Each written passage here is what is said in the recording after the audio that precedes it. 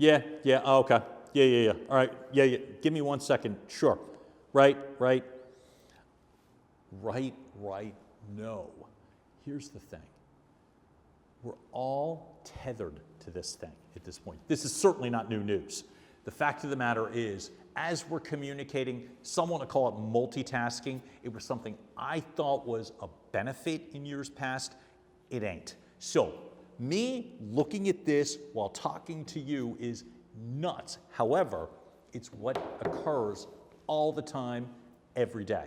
The fact of the matter is, whether we're playing with our email, playing with our phone, or in essence, thinking about today, last week, 15 years ago, we're all distracted, routinely, perpetually, continuously. So, how does that impact our communications? Well, I'll tell you, it's really hard to establish an authentic, legit connection when you are tethered, distracted, or otherwise engaged. So one of the things I've come to learn, when I'm at my best, I know it. And you know how I know? I know because I'm fully present and in the moment. And you know how I really know? It doesn't happen all the time. That's what makes it such a gift. That's when I realized how important it was to lean into that sense of connection. It has served me so well when I am fully present and locked in to a person, a situation, or a moment, and it has served me so badly when I haven't. And so here's what I want to talk about in terms of connection. One of the very first ways that you can disconnect is by having more things in front of you. Now, as it regards connection, one of the persons I reference a lot and I have learned a ton from, his name is Dave Walsh. He is a business voice coach. He's also a major voice talent and voiceover coach too.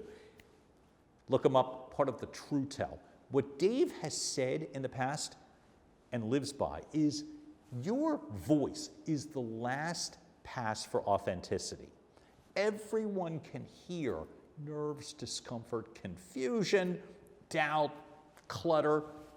Anybody can hear it. It's the last pass. So, when I talk about utilizing your best, most authentic business voice, honest to God, every pillar that I talk about I find very important, not because I created it, but the fact is simply because they have all helped me.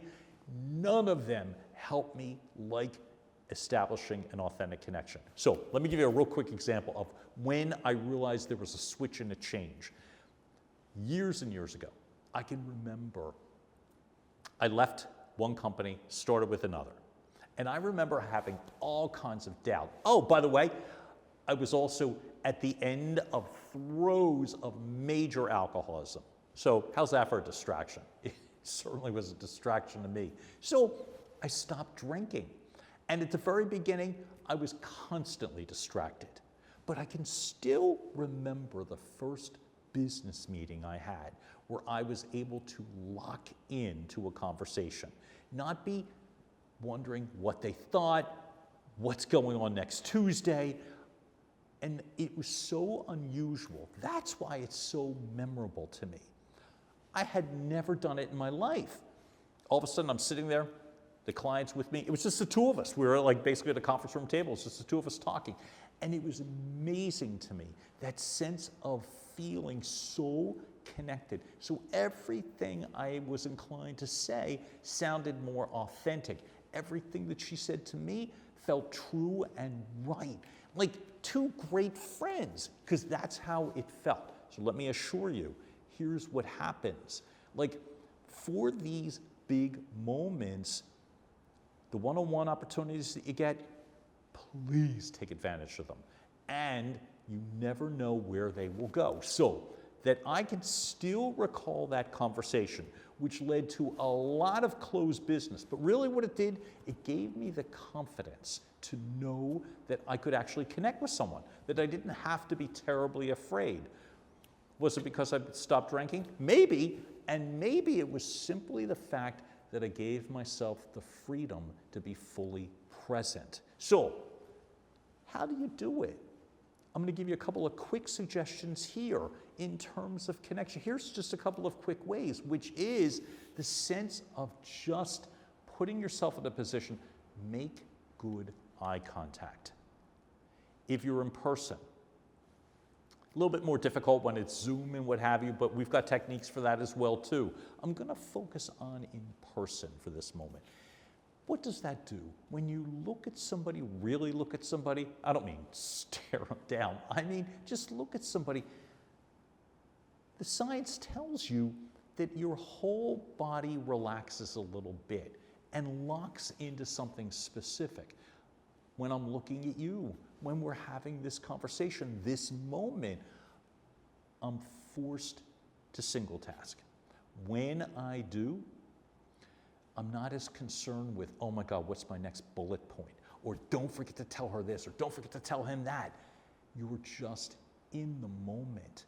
And then your mind starts to work in a more relaxed manner. And if you're me, that always serves me well. The more relaxed I am, the more my energy works in my favor. And you can be positive that they will hear that in your voice. You'll listen better, you'll react better, things will just slow down. So these high pressure situations, you want to really take advantage of them, you want to slow the situation down. How? Connect better, be there, put the phone away, get the computer away for a few minutes, get next week's food shopping list out of your head. Simply be there for a few minutes and you'll maximize the situation. So, as my coach, colleague, mentor Dave Walsh says, that last pass, it's an important one. Make it count. Be fully connected. You got a much better chance of being heard.